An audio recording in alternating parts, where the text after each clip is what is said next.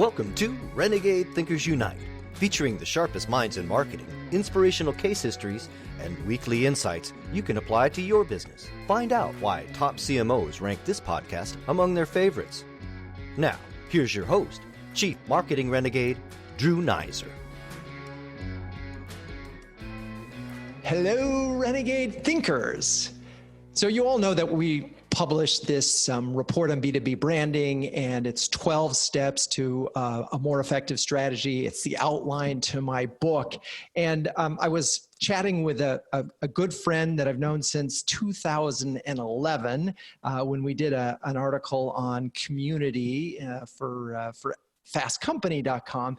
And he volunteered, that's Chip Rodgers, volunteered to help me flesh out this section called Cultivate Customer Champions.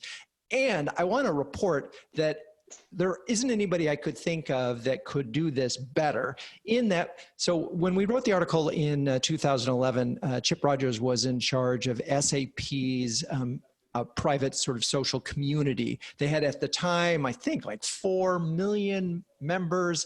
And I actually went back and looked at that article, and there were some really good points. And if you don't remember them, Chip, I promise I will bring them back. But anyway, Chip Rodgers, who is the CMO of WorkSpan, welcome to Renegade Thinkers Unite. Drew, thank you. Great, always great seeing you and spending time with you. And this is a great topic. Thank you for the compliment of 4 million. We were actually at like 2.5 million at the time. Fast growing, but one of the things we were most proud of actually is that the community was very engaged. We had a lot of active members, really just great content, everybody helping each other, and it was pretty unusual, I think, for sort of an enterprise software company at the time. You know, and it's funny, I was thinking, we also did recorded in the meantime, we recorded a blab, which doesn't exist anymore. I think that's somewhere in the archives. You also contributed to my book. I found you on page 219 under community building. And I wanted to go back to that because when I went through the 9 points of building a community, it felt like they might as well have been the same exact things now. I'll refresh your memory on a couple of them. That member growth was not a KPI that mattered. It was all about community engagement. You know you have a community when they defend the brand. And I thought, well, and those are just the first 3, but all 3 of those things are just as relevant today. And I remember you and I had conversations about what it means when your community defends the brand. Maybe we should pause there because that feels like something that everybody wants to get to. But in this case, in the community that you had, they did. Those are some really great points too. Absolutely, I think engagement is critical. That really was how we measured. We really stopped measuring that top line number because it was big, and it was really about how are we connecting with our members and by the way, we were pretty passionate about calling them members and not users. Oh, that's a good point. Yeah. Yeah. And what's the difference? And why that? I'm just curious. I think it was just conceptual, but it was just, we're members of a community. We're all sort of in this together versus users sounds a little bit technical or clinical.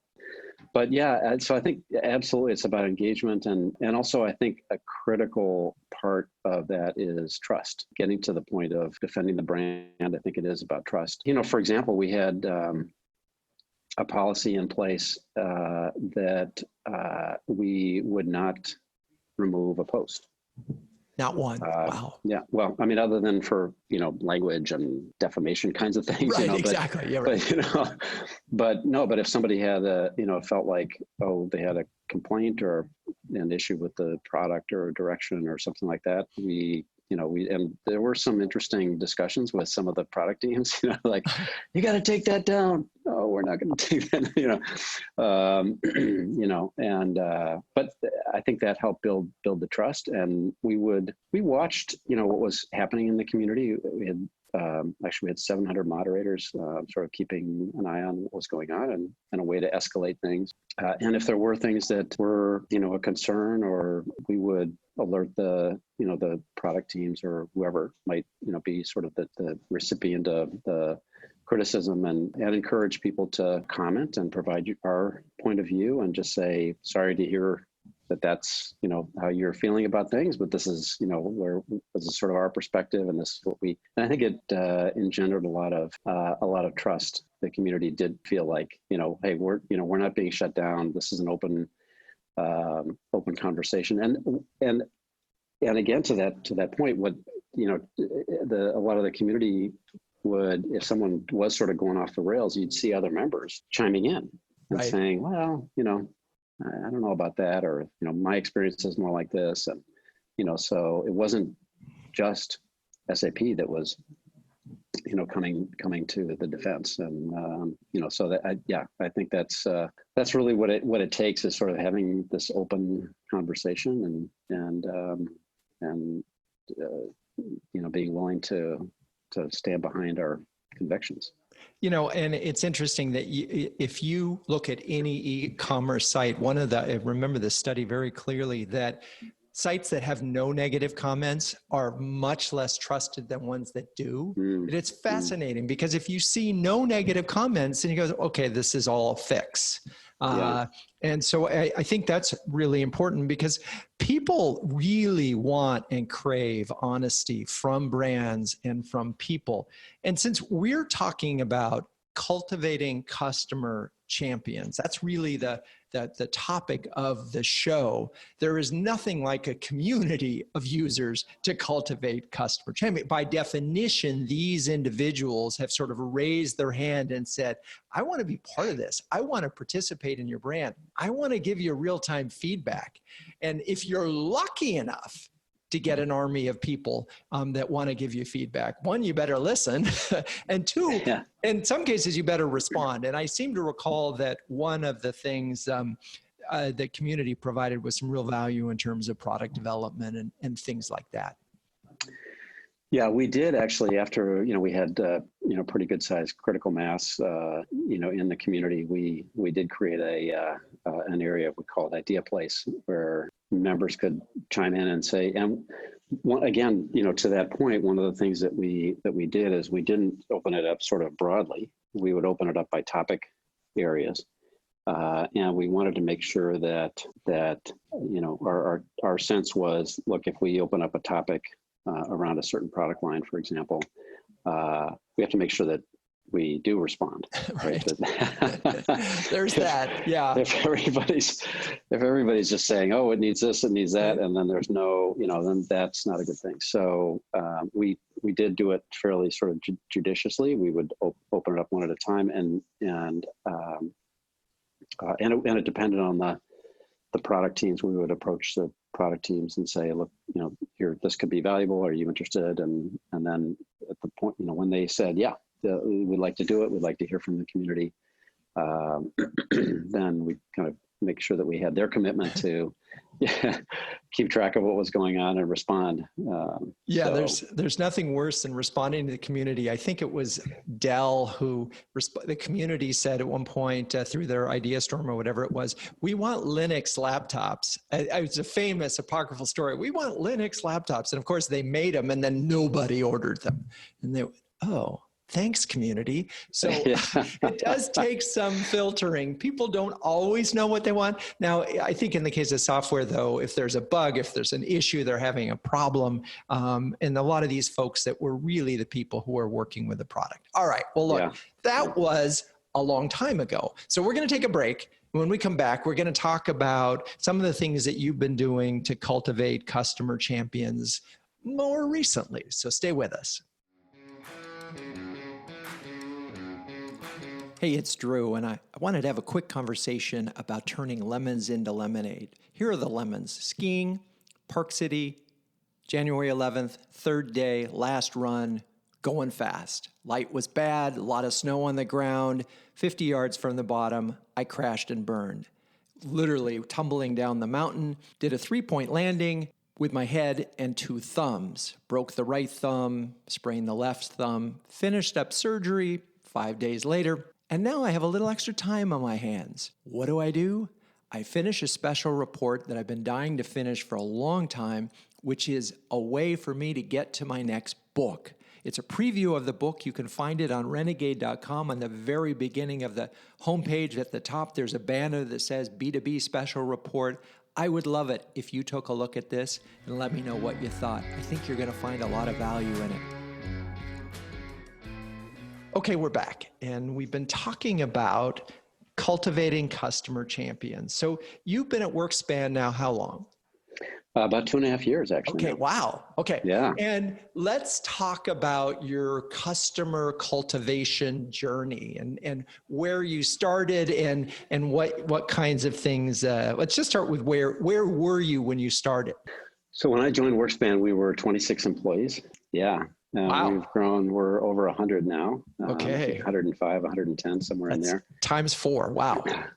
So it's just been phenomenal. We're a Series B startup, and when we started, we had fewer customers at the time, and sort of more, nurturing of our customer relationships. They were helping shape the product and sort of take us in a new direction. So it was very, sort of hands-on, tight relationship with our customers. Yeah, let's stop there for a second. Yeah. It's really interesting. In the startup world, you have this challenge where you think you have a product and an opportunity, but you got to get somebody to use it to sort of prove it out. And then they create their own use case. And then you have to decide, how far do I go with that use case, and is that use case marketable? So as we cultivate customer champions from a startup perspective, it's pretty tricky. I'm curious how you sort of, because I'm imagining if you went from 26 people to 104 people, one could easily imagine that you now have 4 times the customers that you did, if not more than that, since you started. And so talk a little bit about how you, cultivated the champions initially, because clearly when you're a startup company, you have to have customers because nobody wants to eat the first oyster. Right? That takes a brave one, right? So you're so dependent on those individuals, those first customers. So I imagine you spent a lot of time with them as the CMO. Absolutely. And in fact, the whole leadership team did. We had very close relationships with them. We would, bring them in. We'd have regular, we had customers at our sales kickoff. We'd have customers, speaking when we'd have events, public events, and they were just phenomenal. One of the things, again, as a startup, our early customers saw the vision. They understood what it was that we were trying to achieve. And it's something that just hasn't been done before. And so they were excited about it. And I think they wanted to get the word out as well to say, hey, check this out. This is something that's really interesting that, WorkSpan's doing. You guys should, should understand it and come along. And that's really interesting because I think a lot of B2B businesses struggle to get their customers to be available for case studies, to want to do it. What do you think was different here, and why were they? So was it that you really chose those first ones well, and or that there was, I know they saw your vision, but what was it that they saw that made them feel like they really wanted to support you? Well, I think first and foremost is probably that we are solving a problem that is a big problem and no one else is solving it. So, there you go. Okay. Everyone, when you're managing partners and managing an ecosystem of partners, it's literally today, everyone is using spreadsheets and emails and conference calls and PowerPoints and things like that to manage everything. And so you're doing a joint sales pipeline, and you work with your counterpart and your partner, and they do an extract from their CRM. You do an extract from your CRM, and then you sort of reconcile, and then everybody's doing it with all the other partners, and everybody's got different data models and different ways of looking at products and regions and industries and all those things, right? All those things are different. So there's a lot of manual effort just to try and pull everything together from one company to another, to the partner that they're working with. So it's time consuming, it's manual. You're taking so much, the partner managers are taking so much time that they can't be strategic. And then if you're leading the whole group, you have no visibility into what's going on because everybody's in pockets of spreadsheets everywhere. That's the problem. And that's just the reality of today. And so I think when our early customers saw that we, had this solution that was solving this problem, I think they wanted their partners to jump in and be a part of it as well. And so it's like that. It's a virtuous sort of, cycle. Right. And just for those who are trying to figure this out, so WorkSpan provides software that helps companies that work with lots of B2B companies work with lots of partners, and those relationships can be multi-billion dollars, or huge relationships. And so what's interesting about what you said is, because they're trying to create an ecosystem. If I'm a Microsoft or an HP or, pick a company, yep. I've got a ton. All our customers. There you go. Oh, good. Yeah, I thought it was more than random that I just pulled those out of there. But so those types of companies, it behooves them to get as many partners to use your software as possible because it makes their management easier. So now I get why they would want to be to be champions. And so that's interesting, and that's an advantage that you have based on the product that you have.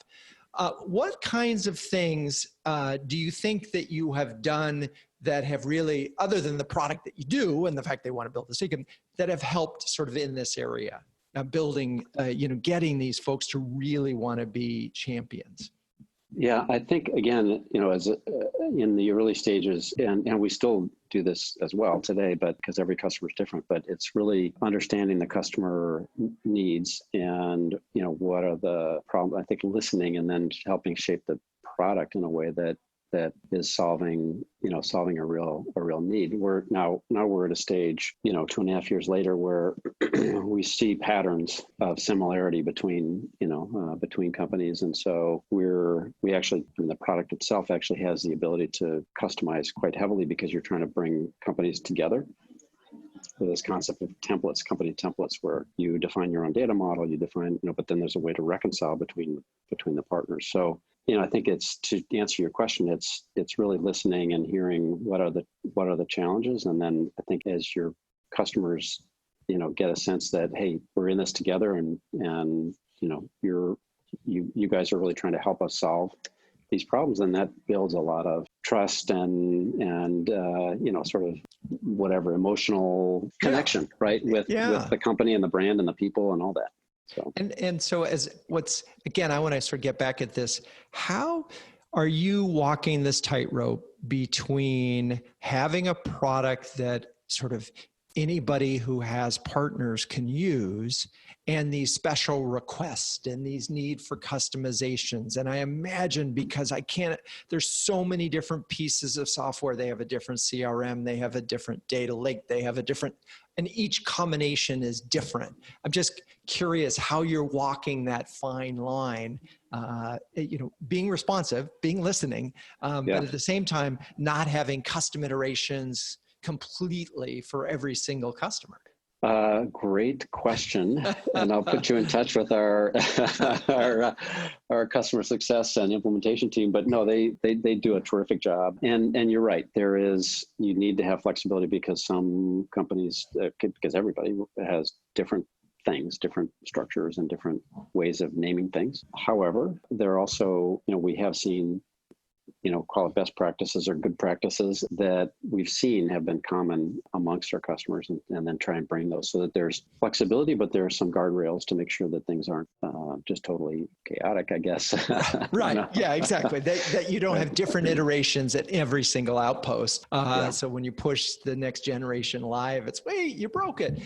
Okay. So I'm curious how your sort of, we'll call it customer centricity, and your how things have changed over the last 2 years in terms of the kinds of things that you're doing to cultivate champions. So, one of the things that we've been doing recently, and again, some of it is maybe because of our particular business model, but we have we have our customer and our champion and the folks inside of the company that are the program owners for this initiative that they're driving with us. And so what we've done is we have I think 3 or 4 months ago, brought on a gal that runs customer marketing for us. She's fantastic, and what she's doing is connecting with customers and helping them be successful, helping them, helping them think through what is it that they need to do to make their program successful. One of the things that they need to do is they want to bring on all of the partner business managers within their company, the PBMs, and so we've done things like lunch and learns, put together an internal value deck that's customized for that customer that then they share with the partner business managers inside the company. We have one customer that said, I want to do a regular newsletter. And so we're helping them build content for that newsletter that goes out, again, internally. So that's one element. Then that could be applied to pretty much anybody, I think, that is in sort of a traditional SaaS business. One of the things that because of the work that WorkSpan does, we have another layer, which is our champions want not only to bring all of their own company's partner business managers in, but they also want to provide materials that the partner business managers can send to their counterparts outside of the company, to their partner business managers on the other side. So we're also providing those similar kinds of materials, emails, and doing lunch and learns and things like that for our customers' partners to bring them in. So, but those are. It's interesting because when you first started describing the customer marketing, first of all, I want to make the point that whatever you are planning in your marketing organization, if you don't have a person dedicated to it, it's just a line item. It's not real. But if you have a person, then you know you're really committed. So we have somebody called a customer marketing manager. And at first I thought you were talking about someone who was like a service and support person, but really what they're doing is marketing the partnership tool for your customer. For the customer, exactly. And that makes a lot of sense. And that's part of it. It's that your product in HP or Microsoft is only as good as the number of partners that get on it and are onboarded. And I know a number of companies that are in that situation where this, if you don't have everybody in the ecosystem, it doesn't work as well. All right, I think there's and our customer. I mean, that's our customers' responsibility to do that. Right. But we can help them. Right. We can provide some of the right messaging, the value points, the personas, that just sort of all of those marketing kinds of things. We can help them shape it in the right way. Well, and it's enlightened self-interest. I mean, because if your customers don't get their partners on board, then everybody loses. Right. So if that's the weak link in this thing, you've got to put energy there. All right, we're going to take a quick break, and we're going to come back, and we are going to outline the killer customer champion program. All right, stay with us. I'm back. I'm not going to talk about skiing, but I do want to talk about the special report that you will find on Renegade.com. There is so much meat in this, in the 12 steps to a more effective B2B brand strategy in 2020, that there are probably some folks out there that think I'm crazy to put that out there in front of a firewall. But I'm really hoping to get feedback from some of you all on the report, perhaps what's missing, because again, the book is going to be developed against this outline, but fleshing it out. There might be some guests that could help fill in some of the areas. You may disagree with some of the things. I'm really, really interested in your opinion on this piece, and your engagement with it will really help make the book that much stronger. So you'll find it on Renegade.com. Very top, there's a banner that says 12 Steps to a More Effective B2B Brand Strategy. Take a look. Okay, we're back. So I'm curious, one of the things that I know you do, and we share this, is you have a podcast, and you interview a lot of folks that I think are in this business. Do you see that podcast and this content as one of the tools in your arsenal to cultivate customer champions? I'm just curious. So yes, actually, it's interesting. Our podcast has evolved, and actually I've done about 100 podcasts. Yeah. Congrats. That's amazing. Yeah. And, we started with sort of this blanket concept of let's just talk to, this is an audience that hasn't been paid attention to much, and let's learn, let's learn from them. Some are customers, some are not customers, and sort of have an open conversation about what's working and what's not working. And we've actually gotten up, we get about 2,500 downloads a month, which is, that's awesome. Which has been terrific. Yeah. Considering how micro the audience is, it's amazing, right? Yeah. It's great. Yeah. Yeah. So there's a little bit of an audience out there, but it's also a really good sort of, what it does is, in addition to sort of bringing this great content to everyone, it also is really an interesting dynamic that you build with the guest. And so there's sort of a, if the person's a customer, then that's great. Then you're sort of helping to share their vision and thought leadership and things that are working. But even if they're not a customer, it's just it's a great way to sort of have a conversation and build a relationship. And so, down the line, we're very careful not to just like all of a sudden turn it into a sales opportunity, right? like, come on, I know it feels like a bait and switch. But, I think through that process, you learn about the company, you learn about the things they're working on, and some of the challenges. And then, down the road, there's a chance for a conversation to say, oh, well, you talked about this, maybe this is something where we can help with, and it becomes sort of a more natural conversation around ways that we can help each other.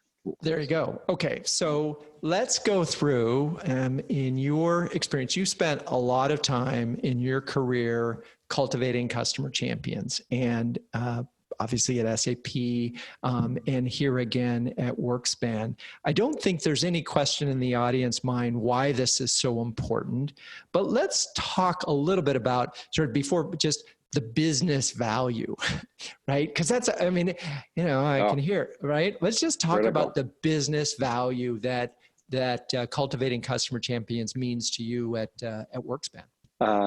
It's everything. I think it's if you when you build champions around your product, it becomes part of the community. It becomes a sort of a positive reinforcing dynamic where you have customers that are feel like they're a part of something bigger, right? They're part of the brand. They're a part of the overall community. They're a part of they're connected to other peer customers, right?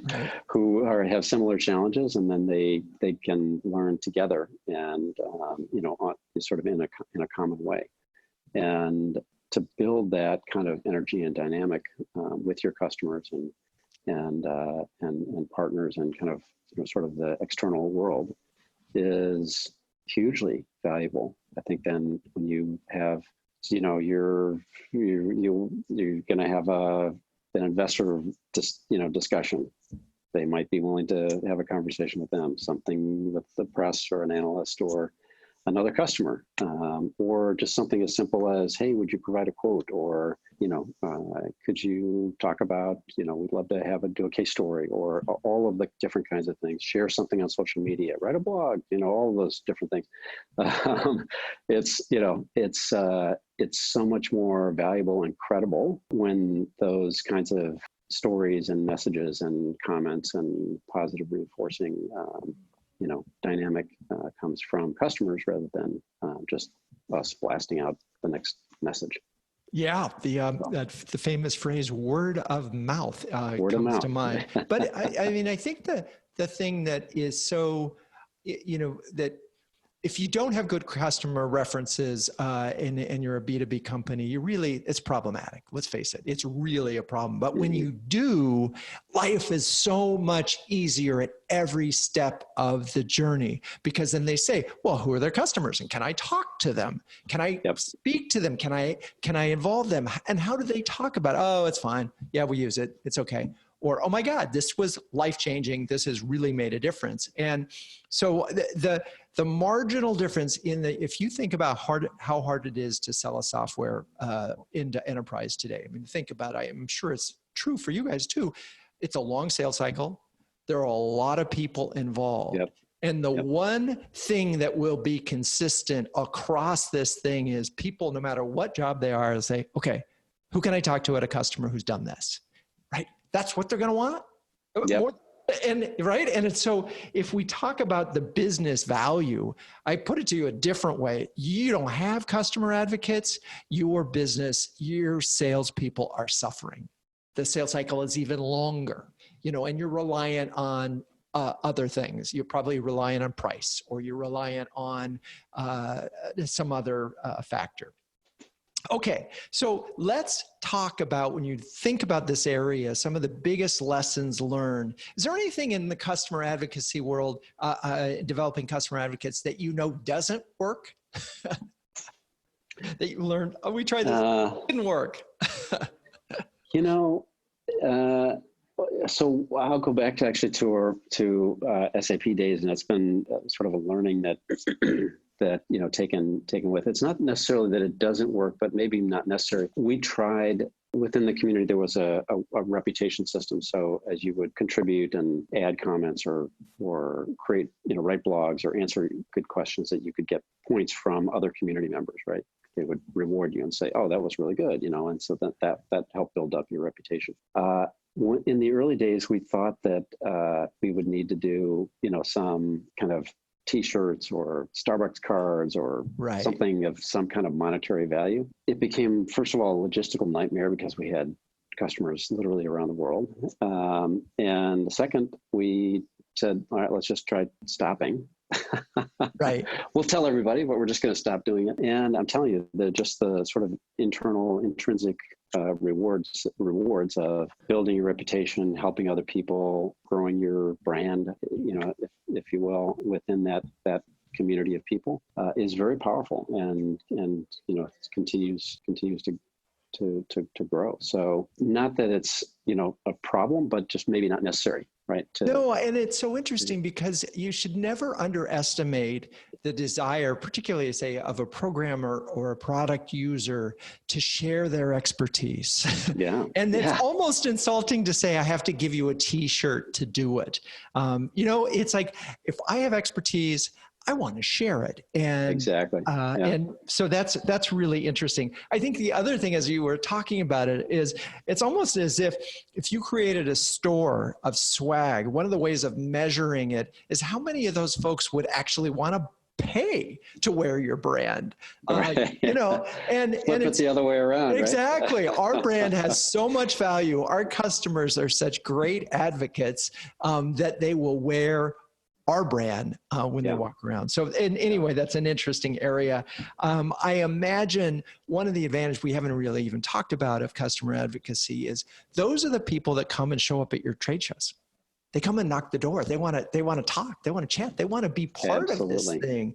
And that's really key, because when you're at an event and lots of your customers come in, and then a non-customer comes in and he sees nothing but customers, that's a really good thing too. Talk about an experience, right? Yeah. Customer experience right? It's like, you're exactly right. To have the sales team, we're having an event coming up in New York City next month. And I was on a call with the sales team last week, and I'm like, guys, this is the time. Bring your prospects here, because we've done a few of these events over the last, do 4 a year.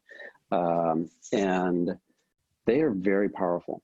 It's an incredible experience, because we have very senior, partner leaders. We have the head of partnering at Google. We have the head of partnering at Equinix, head of partnering at NetApp. Those are folks that are sort of on the panels, and then in the audience as well. These, very senior folks, and so you have people coming in that are thinking about, hey, who's this WorkSpan with people, and they're like, oh my gosh. We had one a guy from PTC who was like, I had no idea that WorkSpan had this level of pull, right, to be able to, that this level of partner folks are in your orbit, and sort of have that kind of experience is really, really strong, person to person, and you get a group of people together, and it's exciting, builds energy and excitement. So. Amazing. And so I'm going to attempt to summarize and add some punctuation to this thing Sure. as I want to do. So the first part of creating customer advocates and cultivating them as you will, is that obviously you have to have customers, but more importantly, you have to do something for them. It really helps if your product does something unique for them, because it starts and solves a problem that they had that no one else had solved. So that's step sort of 2, right? Get the customer, or solve a unique need, get the customer. Okay, now we have the customer, and obviously we have to deliver. But then when you really are trying to cultivate customer champions, it doesn't hurt to put a staffer full-time on that job. And you called it a customer marketing person. And once I understood what they did, that made a lot of sense. So you have to dedicate staff to this idea. And then any chance you get to put your customers in front of your prospects in a way that makes those customers look good and smart, and helps those customers, whether it's build their personal brand or build the company brand, is a good thing. So I'm wondering, Chip, if there's two other things that from a lessons learned that you can talk about that will sort of take us home. No, I think the wrapper, or the thing that ties everything together is really building trust, with your customers and sort of broader community around you.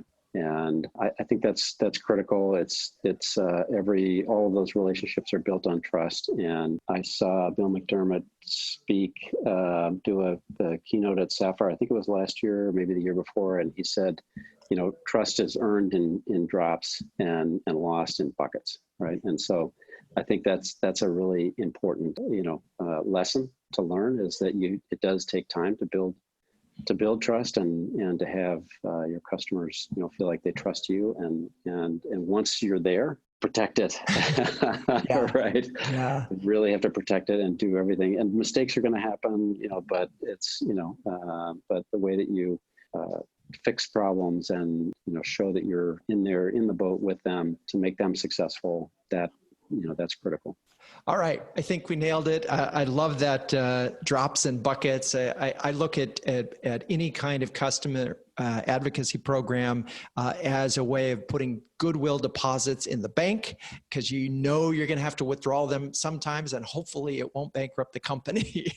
So you just keep building trust. It's a never-ending process. So Chip, thank you so much for being on the show. Absolutely. Drew, thank you for having me, and always fun chatting, and I really love what you're doing with the Renegade Thinkers, and best of luck continuing the growth of the show. Thank you. And speaking of listeners, thank you all for staying with us here. I hope we've stimulated some thoughts on what you can do to keep your customers.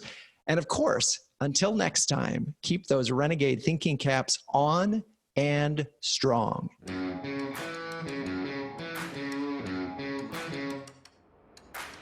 This has been Renegade Thinkers Unite, but it doesn't end there. Just go to renegadethinkersunite.com for more and subscribe to the show. That way, you'll never miss an episode.